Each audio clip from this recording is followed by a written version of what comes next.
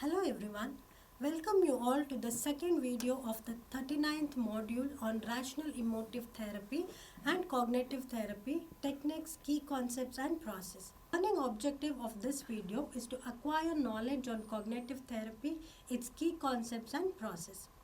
Coming to the cognitive therapy.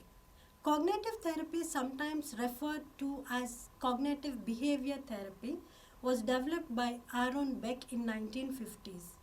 Aaron Beck developed this cognitive-oriented approach to treat mental disorders. According to Aaron Beck, human nature is a product of the interaction of inherent biological, developmental and environmental factors. He also argued that human beings have the ability for self-determination by emphasizing the role of cognition in mental health. Coming to the key concepts, Aaron Beck came up with certain key concepts in relation to cognitive therapy like cognition and mental health. In this, he emphasized on the role of cognition in mental health. Emotions and behaviors are influenced mainly by the way a person understands, interprets and implicates particular event. The second concept is cognitive exposure. Personality structures are vulnerable for psychological distress. Personality structures are vulnerable that influence them to emotional anguish. The vulnerabilities are characterized by schemata. Schemata is basic beliefs and assumptions that develops early in life and are strengthened by learning situations all through life.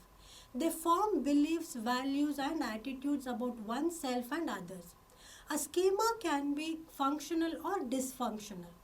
Dysfunctional schema can contribute cognitive misrepresentations, bias in information processing, and problems related to emotional suffering.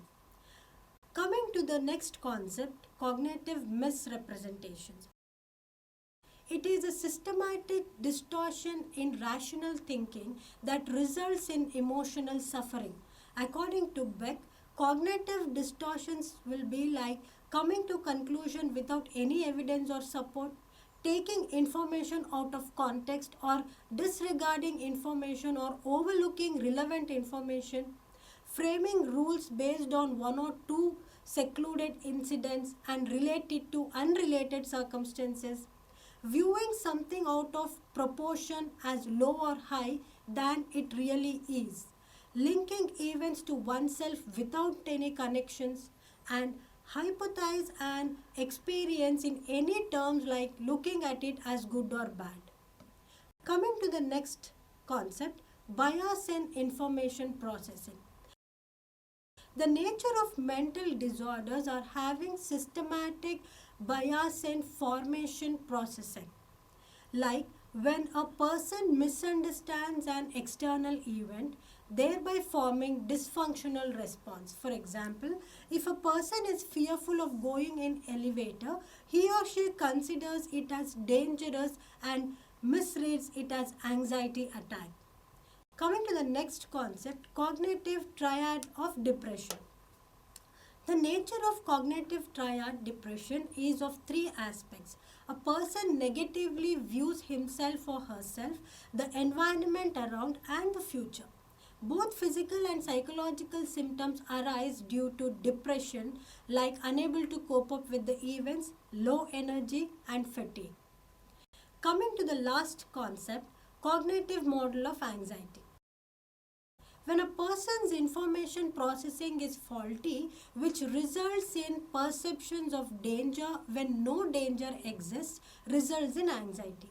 People who have anxiety face problems in rectifying their misconception and cannot recognize the cues or evidences clearly. Now let us see the process.